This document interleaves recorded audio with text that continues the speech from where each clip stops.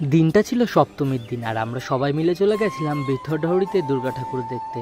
তাই রীতিমতো আমরা গাড়ি করে চলে আসলাম বেথরডাহুড়ি। আর এই ছিল আমার আজকের পুজোর লুক, যেটা তোমরা দেখতেই পারছো। কেমন লাগছে তোমরা অবশ্যই কমেন্ট করে জানিও।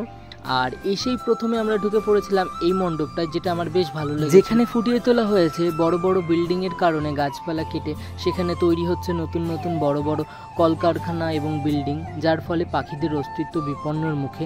সেই থিমটা এখানে ফুটিয়ে তোলা হয়েছিল এবং বিভিন্ন পাখির ড্রয়িং থেকে শুরু করে বিভিন্ন কাগজে হাতে তৈরি পাখি দিয়েই টোটাল মণ্ডপটাকে সাজানো হয়েছিল, যেটা খুবই ভালো লাগছিল। এবং বিভিন্নভাবে পাখিদের যে বিপন্ন দশা সেটাকে এখানে ফুটিয়ে তোলা হয়েছিল। আর তার সঙ্গে দেবী প্রতিমার মুখটিও ছিল অপূর্ব এবং টোটাল থিমটাই ছিল খুবই সুন্দর। তারপর ওখান থেকে আমরা বেরিয়ে চলে আসলাম অন্য আর একটা মণ্ডপে।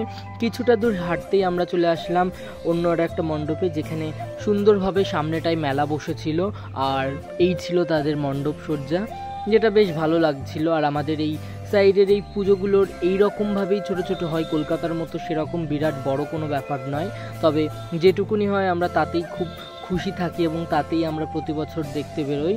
তো এবছর আমরা এখানে এসেছি প্রায় তৃতীয় বছর। এটা ছিল বেথরডাহুড়ির অন্য আর একটা ক্লাব, যেটার প্রতিমাটা ঠিক এইরকম ছিল, যেটা খুব সুন্দর লাগছিল দেখতে। তোমরা দেখতেই পাচ্ছ মাতৃ প্রতিমাটি এতটাই সুন্দর, কি বলবো, কাজগুলো খুবই সুন্দর ছিল। তারপর এখান থেকে আমরা বেরিয়ে সোজা চলে গেলাম অন্য আর একটি মণ্ডপে।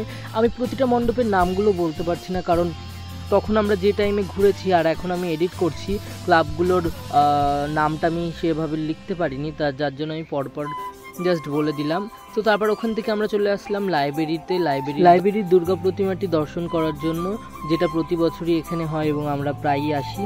তো খুব সুন্দর লাগলো এই প্রতিমাটি, পুরোটাই সাবেকি প্রতিমা, পুরোটাই ডাকের সাজে তৈরি, অসাধারণ একটি প্রতিমা। তারপর ওখান থেকে আমরা চলে এসেছিলাম একটা ছোট্ট একটা রেস্টুরেন্টে, যেখান থেকে আমরা নিয়ে নিয়েছিলাম ভেজ, মানে এটা ছিল পনিরের একটা স্যাটে, যেটা বেশ ভালো লাগছিল। তারপর ওখান থেকে আমরা ওটা খেয়ে খাওয়াটা কমপ্লিট করে আমরা চলে আসলাম অন্য আর একটা মণ্ডপে, যেটা তোমরা দেখতেই পাচ্ছ পুরোটাই থার্মোকল দিয়ে ডেকোরেট করা ছিল আর বিস্কুট কালারের তৈরি ছিল। আর মিডিলের ঝাড়বাড়িটা বেশ ভালো লাগছিল।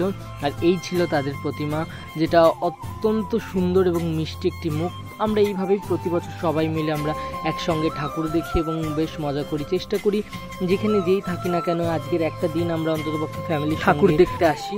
তো যাই হোক, আজকের দিনটা আমাদের ঠিক হলো আসা, আর সেটা খুব ভালোভাবে কাটলো।